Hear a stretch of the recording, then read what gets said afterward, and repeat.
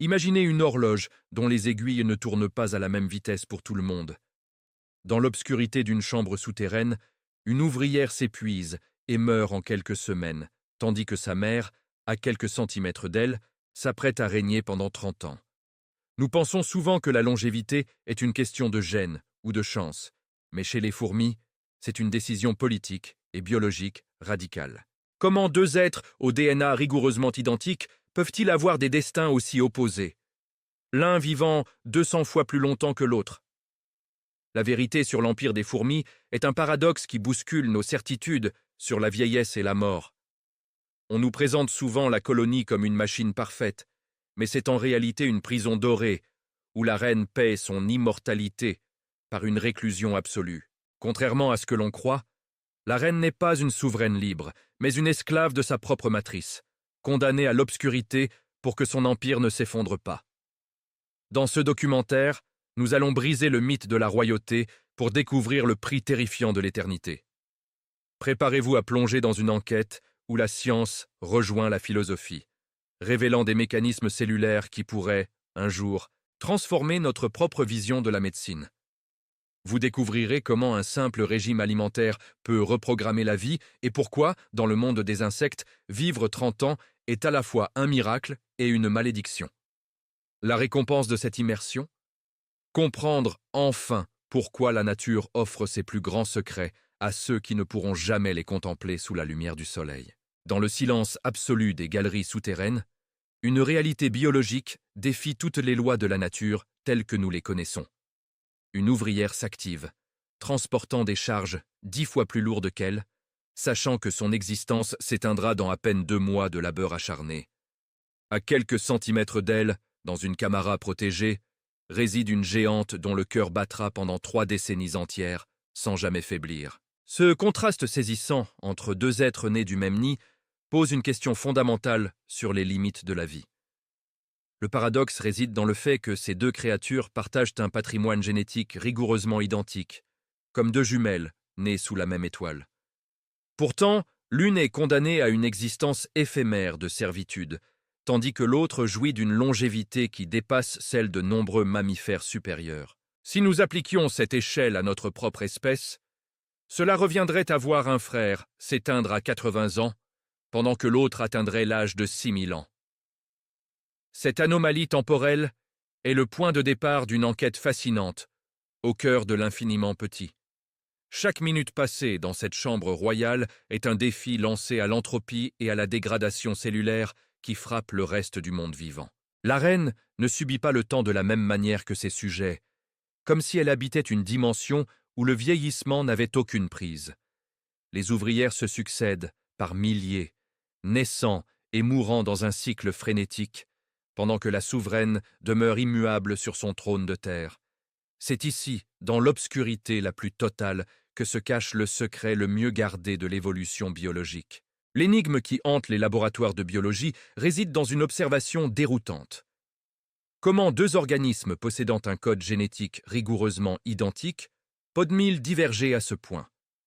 Une ouvrière et sa reine sont, sur le papier, des clones parfaits, issus des mêmes parents et dotés des mêmes prédispositions initiales. Pourtant, un interrupteur invisible est actionné dès les premiers jours de la vie larvaire, scellant un destin de quelques semaines pour l'une et de plusieurs décennies pour l'autre. Cette divergence de longévité, multipliée par 200, reste l'un des mystères les plus profonds et les plus stimulants de la science moderne. Pour prendre la mesure de ce prodige, il faut imaginer une comparaison à l'échelle de notre propre espèce humaine. Si nous appliquions ce ratio de survie à une fratrie, cela reviendrait à voir un frère s'éteindre à l'âge normal de 80 ans pendant que l'autre continuerait de vivre pendant 6000 ans. Un tel individu aurait vu naître les premières pyramides d'Égypte et serait encore parmi nous aujourd'hui, en pleine possession de ses moyens. Cette analogie souligne l'absurdité apparente de la biologie des fourmis, où l'immortalité relative semble être une option accessible à certains élus. Malgré les avancées technologiques, les chercheurs peinent encore à identifier tous les leviers qui permettent une telle prouesse de conservation cellulaire. On sait que l'alimentation joue un rôle déclencheur, mais les mécanismes profonds qui empêchent le vieillissement de la reine demeurent partiellement voilés. Chaque étude apporte une pièce supplémentaire au puzzle, révélant des processus de réparation d'ADN d'une efficacité dépassant tout ce qui a été observé ailleurs.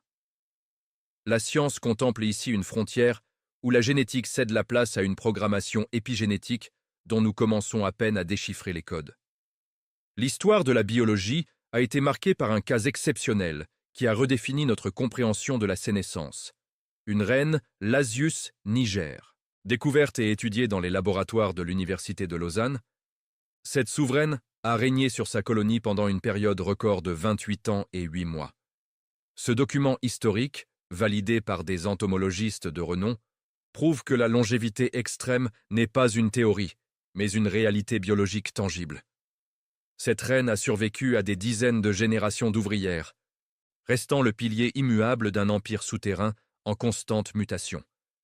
L'étude de ce spécimen a permis aux scientifiques d'observer pour la première fois le vieillissement, ou plutôt l'absence de vieillissement, d'un insecte sur près de 3 décennies. Contrairement aux ouvrières qui montrent des signes de dégradation physique rapide, la reine de Lausanne a maintenu une vitalité et une capacité de ponte impressionnantes jusqu'à ces derniers mois. Les chercheurs ont documenté chaque aspect de son environnement, tentant de percer les secrets de cette résistance hors du commun face à l'usure du temps. Ce record mondial reste aujourd'hui la référence absolue pour quiconque étudie les mécanismes de la vie et de la mort. Cette découverte a transformé une simple fourmi noire des jardins en une icône de la recherche sur la longévité et l'immortalité relative. Elle a démontré que, sous certaines conditions, la nature peut suspendre le sablier du temps pour favoriser la stabilité d'une structure sociale complexe. La reine de Lausanne n'était pas seulement un insecte, mais une capsule temporelle vivante, témoignant de l'incroyable plasticité du vivant face aux pressions de l'évolution. Son héritage continue d'inspirer les biologistes, qui cherchent à comprendre comment une telle endurance peut être programmée dans un organisme aussi minuscule.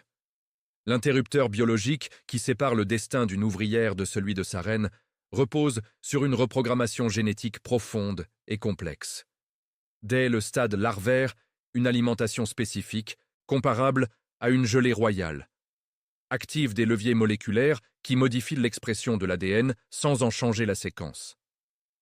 Ce processus épigénétique dicte au corps de la future reine de construire une forteresse cellulaire capable de résister à l'usure du temps. Contrairement à ses sœurs, elle reçoit les instructions nécessaires pour bâtir un organisme conçu pour la pérennité plutôt que pour le sacrifice immédiat. L'un des secrets les plus fascinants de cette longévité réside dans la gestion des télomères. Ces capuchons protecteurs situés à l'extrémité des chromosomes. Alors que chez l'ouvrière, ces structures s'enchaînent et s'usent à chaque division cellulaire, la reine possède des mécanismes enzymatiques qui empêchent leur raccourcissement. Cette protection constante permet à ces cellules de se diviser indéfiniment sans accumuler les erreurs génétiques liées à la vieillesse.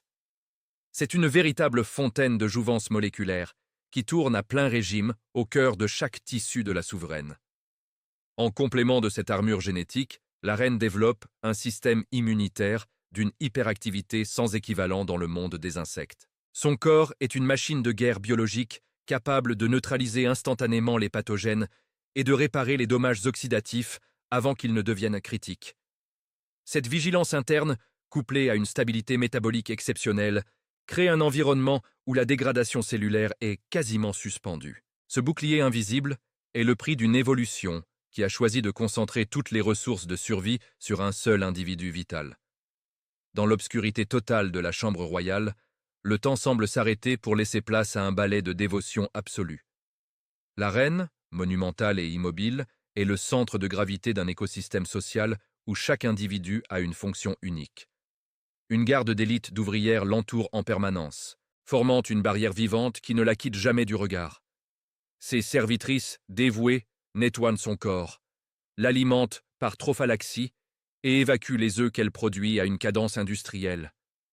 Cette existence souveraine est marquée par un paradoxe cruel. La reine est à la fois la divinité de l'Empire et sa prisonnière la plus isolée. Elle ne verra plus jamais la lumière du jour après son vol nuptial, condamnée à passer 3 décennies dans une cellule de terre et de salive. Elle n'a aucun choix, aucune autonomie, son destin étant entièrement dicté par les besoins physiologiques de la colonie qu'elle a engendrée. Sa vie est une répétition infinie de cycles biologiques, loin de l'agitation et de la liberté de mouvement de ses sujets. Pourtant, cette passivité apparente cache une communication chimique d'une complexité inouïe qui maintient l'ordre dans tout l'Empire. Par ses phéromones, la reine régule le comportement des milliers d'ouvrières, inhibant leur reproduction et dictant les priorités de la fourmilière. Elle est le cerveau émotionnel et biologique de la structure, une présence invisible mais omniprésente qui assure la cohésion du groupe. Chaque geste de la cour royale est une réponse à ces signaux silencieux, créant une harmonie parfaite au cœur des ténèbres. La survie de la matrice royale repose sur une infrastructure sociale d'une précision chirurgicale, où chaque ouvrière sacrifie son individualité au profit du bien commun. Ce réseau de vie est alimenté par un flux constant de nutriments et d'informations, circulant à travers les galeries, comme le sang dans les veines de morganismes géants. La reine, bien qu'immobile, est connectée à chaque recoin de son empire par des messagers chimiques qui lui rapportent l'état des réserves et les menaces potentielles. Cette symbiose parfaite garantit que la source de vie de la colonie ne manque jamais de rien, même au plus fort des crises extérieures. L'organisation des soins royaux est divisée en strates spécialisées, allant des nourrices chargées de la trophallaxie aux nettoyeuses qui maintiennent une hygiène rigoureuse dans la chambre. Cette spécialisation extrême réduit les risques de maladies et d'épuisement, permettant à la reine de concentrer toute son énergie sur sa mission unique, la reproduction. Les ouvrières agissent comme une extension physique de la souveraine, palliant son immobilité par une activité frénétique et coordonnée qui défie toute logique individuelle. C'est une démonstration de force collective où la somme des efforts dépasse largement les capacités de chaque membre pris isolément. Pourtant, cette dévotion totale crée une dépendance mutuelle absolue qui lie le destin de chaque fourmi à la santé de sa reine.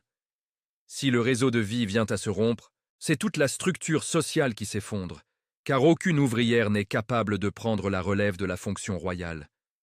La colonie fonctionne comme un super-organisme dont la reine serait le cœur et les ouvrières les membres, travaillant dans une harmonie forcée par l'évolution. Cette architecture de vie, bien que souterraine et invisible, est l'un des systèmes les plus stables et les plus résilients du monde animal. La mort de la reine n'est pas seulement la fin d'un individu, c'est le signal d'une désintégration totale et irréversible de la structure sociale. Dès que les phéromones royales cessent de saturer l'air des galeries, le mécanisme de contrôle qui maintenait l'unité de la colonie se brise instantanément. Sans cette présence régulatrice, les ouvrières perdent leur boussole biologique, cessant progressivement leurs activités de récolte, de défense et d'entretien du nid. L'ordre millimétré qui régnait autrefois laisse place à une apathie mortelle qui gagne chaque strate de la fourmilière. Chez les Lasius niger, l'absence de reine signifie qu'il n'y a plus aucune production de nouveaux œufs pour assurer la relève des générations. Les ouvrières existantes, dont l'espérance de vie ne dépasse pas quelques semaines, continuent de s'occuper des dernières larves par pur réflexe instinctif. Cependant, sans renouvellement, la population décline à une vitesse fulgurante, chaque décès rapprochant l'Empire de son extinction définitive. En l'espace de seulement 60 jours, une métropole qui comptait des milliers d'habitants se transforme en un tombeau silencieux et désert. Ce processus d'effondrement est l'un des spectacles les plus mélancoliques de la nature, illustrant la dépendance absolue du groupe envers sa matrice. Les galeries s'effondrent, les réserves de nourriture pourrissent et les prédateurs opportunistes envahissent les lieux sans rencontrer de résistance organisée. 30 années de règne et de construction acharnée se dissolvent ainsi en quelques mois, ne laissant derrière elles que de la terre retournée. La mort de la reine est l'acte final d'une tragédie biologique, où le destin de millions d'individus était scellé à un seul cœur. La longévité exceptionnelle de la reine soulève une interrogation profonde sur la nature même de l'existence et les sacrifices qu'elle impose. Pour obtenir ces 30 années de vie, la souveraine a dû renoncer à tout ce qui définit la liberté et la découverte dans le monde animal. Elle ne connaîtra jamais la caresse du vent, la chaleur directe du soleil ou l'ivresse du mouvement dans les herbes hautes de la prairie. Vivre 30 ans dans le noir, est-ce vraiment vivre? Telle est la question qui plane sur ce trône de terre. Ce destin tragique nous montre que l'immortalité biologique, telle qu'elle existe chez les fourmis, est indissociable d'une forme de réclusion absolue. La reine est prisonnière de sa propre importance, enchaînée à une fonction reproductrice qui ne lui laisse aucun répit ni aucune autonomie. Son corps est devenu une usine, son esprit un simple régulateur chimique, et sa cellule un univers dont elle ne sortira que par la mort. Le prix de l'éternité est donc l'abandon total de l'individualité au profit d'une survie collective qui la dépasse. En observant ce paradoxe, nous réalisons que la nature offre parfois ses plus grands miracles à ceux qui ne pourront jamais pleinement les contempler. La reine possède le secret de la jeunesse éternelle, mais elle n'a pas le droit de l'utiliser pour explorer le monde qu'elle a contribué à peupler. C'est une leçon d'humilité pour notre propre espèce, qui cherche souvent à prolonger la vie sans toujours en définir le sens profond. Dans le silence du nid, la reine demeure une divinité aveugle, témoignant que la durée n'est là rien sans la liberté. L'existence de la reine fourmi nous place face à un miroir dérangeant, celui de nos propres ambitions de longévité et de contrôle. Nous cherchons sans cesse à repousser les limites de la mort. Mais sommes-nous prêts à en payer le prix fort, celui d'une spécialisation si extrême qu'elle nous prive de notre liberté de mouvement et de choix? La nature nous enseigne que l'immortalité n'est jamais un cadeau gratuit. Elle est une transaction où chaque année gagnée se paie en autonomie perdue. En fin de compte, la véritable force d'une civilisation ne réside peut-être pas dans la durée de vie de ses dirigeants, mais dans la résilience de son tissu social face à l'inévitable fin. Je vous invite à réfléchir à votre propre empire. Si vous pouviez vivre 6000 ans, mais au prix d'une réclusion totale dans l'obscurité, feriez-vous ce choix? Préféreriez-vous l'éclat éphémère d'une vie d'ouvrière sous le soleil ou la stagnation éternelle d'une divinité souterraine? Partagez vos réflexions en commentaire. La longévité vaut-elle le sacrifice de la liberté? La nature a tranché pour la fourmi, mais quel serait votre verdict pour l'être humain? Si cette enquête sur les frontières de la biologie vous a fasciné, ne laissez pas ce mystère s'éteindre ici. Abonnez-vous à la chaîne Zoom Animalier et activez la cloche des notifications pour explorer avec nous les miracles les plus déroutants du monde vivant. Votre soutien est essentiel pour poursuivre cet apostolat dédié à la compréhension de la nature. Aimez cette vidéo, partagez-la et engagez-vous dans la discussion. Ensemble, continuons à lever le voile sur les secrets les plus profonds de notre planète.